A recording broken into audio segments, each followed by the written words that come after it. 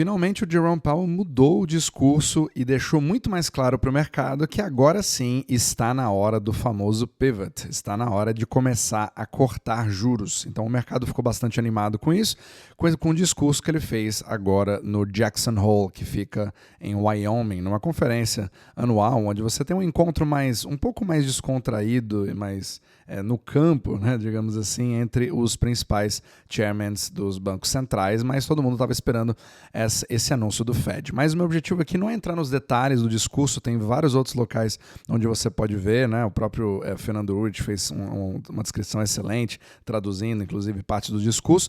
O que eu quero falar aqui é o outro lado da história, o que isso significa e por que muitas vezes o que a gente acha que vai ser uma excelente notícia, na verdade não é tão boa assim, ou até o contrário, quando você entende como juros realmente funcionam.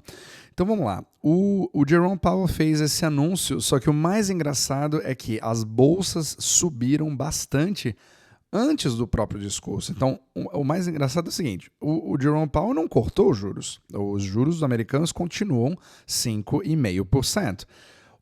Para você ver o nível que a macroeconomia hoje se move, se trata da expectativa do discurso, ou seja, não foi um corte de juros que fez as bolsas subirem e também não foi o anúncio do Jerome Powell que fez as bolsas subirem. A grande verdade é que os mercados já ficaram eufóricos pela perspectiva de que o Jerome Powell fizesse esse discurso. Olha que loucura. Então é sempre antecipando alguma coisa. Só que aí que vem aquela grande questão. Você tem esse grande movimento, você tem uma bolsa ali que começa a subir, o Bitcoin subiu bastante, mostrou bastante otimismo em relação ao que vai acontecer. O dólar deu uma resfriada, o DXY beirou ali o 100, né, pela primeira vez, fazia meses que isso não acontecia, e deu uma grande relaxada para o resto do mundo. Agora, realmente, é hora de estourar fogos, acabou, viramos aquela página e agora nós temos tudo de positivo que vai acontecer a partir de agora, mas o objetivo do meu capítulo é mostrar como isso é exatamente o contrário e que na verdade, se você olha para a história, é justamente o contrário que acaba acontecendo. Então, os juros, eles são uma reflexão muito alta muito forte de como vai a economia a partir de agora. E tudo que nós temos, que nós aprendemos, eu até falei num capítulo recente com o Luiz Fernando Roxo sobre um pouco do que a gente acha, né? Juros baixos serem agora o momento de você estimular a economia, agora os juros vão cair, eu vou poder comprar minha casa, vou poder comprar meu carro, tudo vai dar certo a partir de agora, isso vai estimular e agora nós teremos um grau de bonança muito grande e agora é a prova de que nós conseguimos o famoso soft landing. Por outro lado, por mais que a gente fale muito sobre o otimismo dos mercados com uma subida da bolsa, a gente esquece que teve um outro mercado que foi que movimentou bastante, mas eu não vi muita gente falar sobre o assunto, que foi o mercado de bonds. Eu sempre volto a falar sobre ele, porque ele não gostou nada disso. Na verdade, não é questão de não gostar, ele simplesmente foi confirmado o que o mercado de bonds já sabia. Então, o que eu quero dizer com isso? Se você olhar para a curva, houve uma queda enorme no mercado, nos juros de longo prazo no mercado de bonds. Então, se você olhar aqui, nesse exato momento que eu estou gravando, os juros de 30 anos caiu 0,87%. Os de 20 anos caiu quase 1%. Os de 10 anos, olha só, o 10-year yield caiu 1,43%. O de 5 anos caiu quase 2%. Isso é muito forte no mercado de bonds. E os juros de 2 anos, realmente, ali sim, é a maior preocupação. E eu vou te explicar daqui a pouquinho por quê.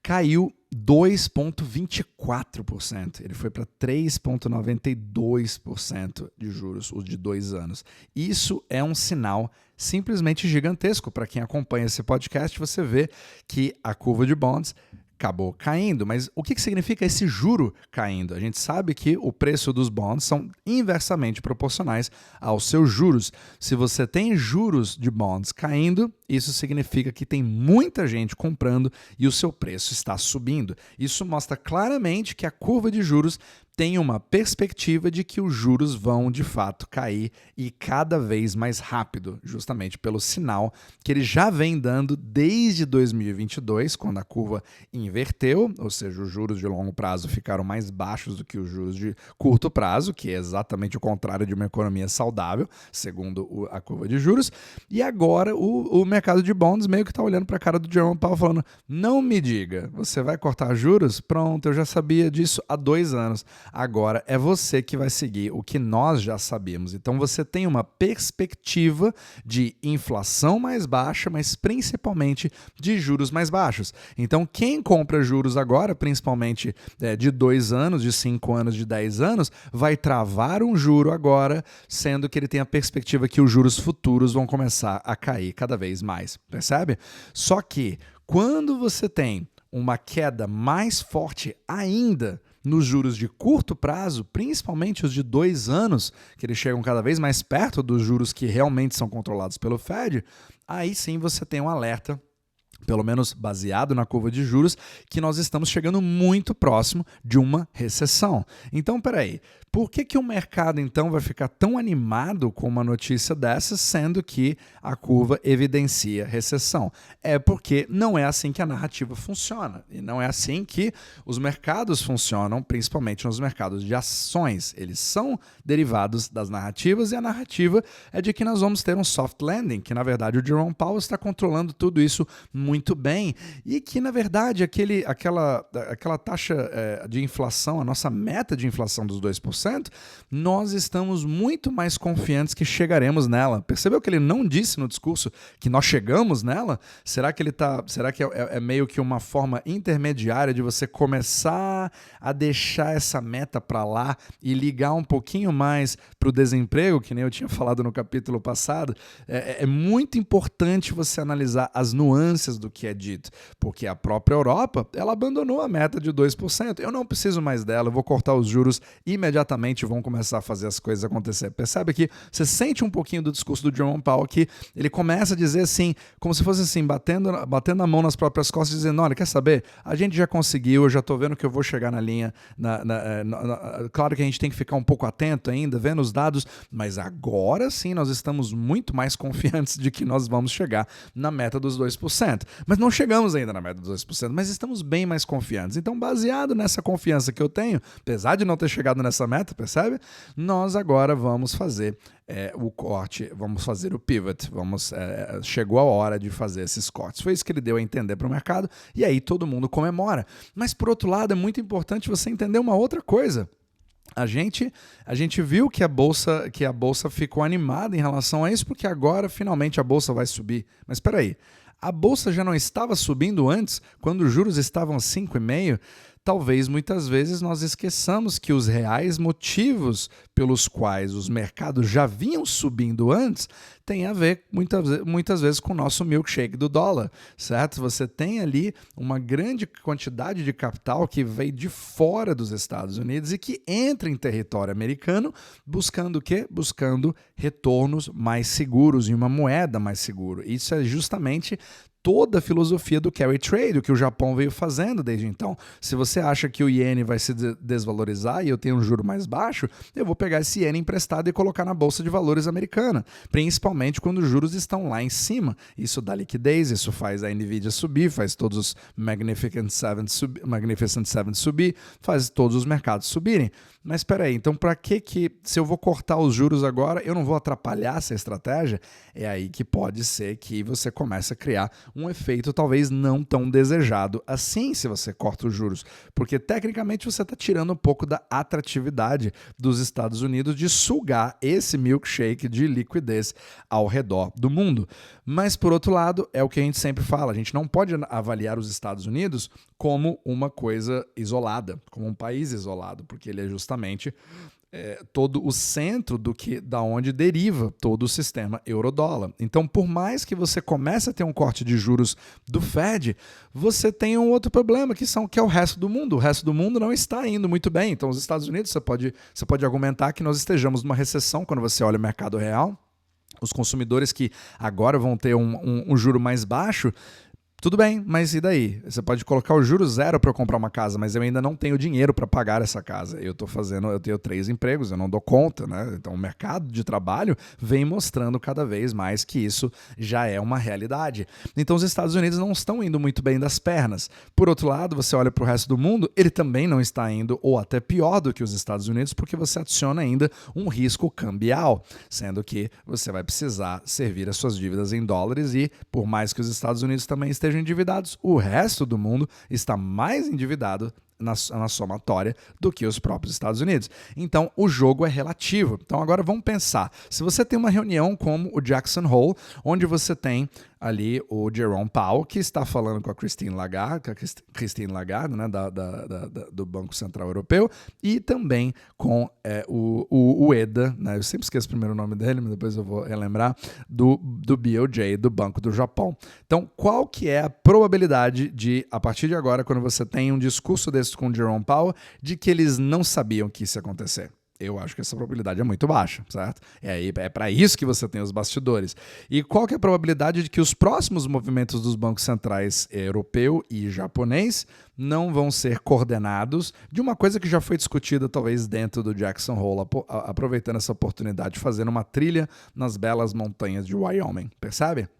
Então agora, o que nós vamos ver com os próximos capítulos vai ser a movimentação dos outros bancos centrais que com certeza só vão fazer algum tipo de movimento já baseado numa anuência do Fed, né, do próprio Jerome Powell. Então é um movimento coordenado. O objetivo é criar um soft landing mundial, sem implodir o Japão, sem implodir a Europa no meio do caminho. Só que é aquela questão, o jogo é relativo. Então mesmo que você tenha um tipo de corte que aconteça no Fed, isso vai tornar os Estados Unidos agora não atrativos, o dólar vai se enfraquecer para sempre e agora o mercado vai fugir para outros lugares. A pergunta é para onde eles vão? Para onde vai essa liquidez do mundo?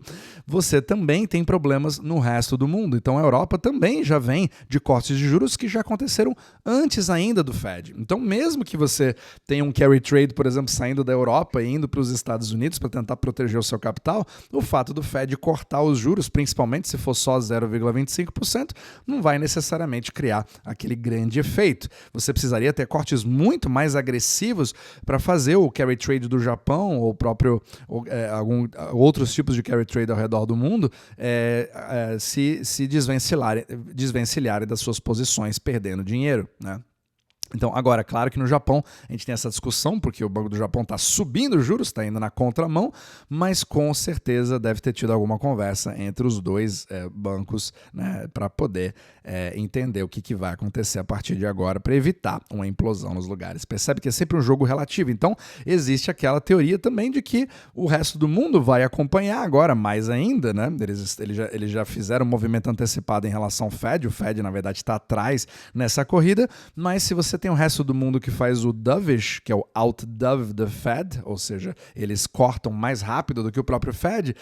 Se eles fizerem isso, não muda absolutamente nada do jogo relativo. O milkshake continua funcionando, porque o que importa é justamente o que você percebe na sua economia local e o diferencial que você tem em relação à economia dos Estados Unidos. Então, enquanto essa diferença continua se mantendo, o jogo continua. Mas, por outro lado, um dólar mais fraco com o DXY a 100, ele traz uma certa tranquilidade, mesmo que temporária, para os mercados. E isso traz mais liquidez, você tem um pouco de relaxamento em relação aos câmbios, dá uma paz muito grande, né? Você vê o real dando uma aliviada, nem que seja temporária, né? mais próximo dos 5 do que dos 6 reais. Depois você tem ali a mesma coisa acontecendo com o euro se fortalecendo em relação ao dólar, o pound se fortalecendo.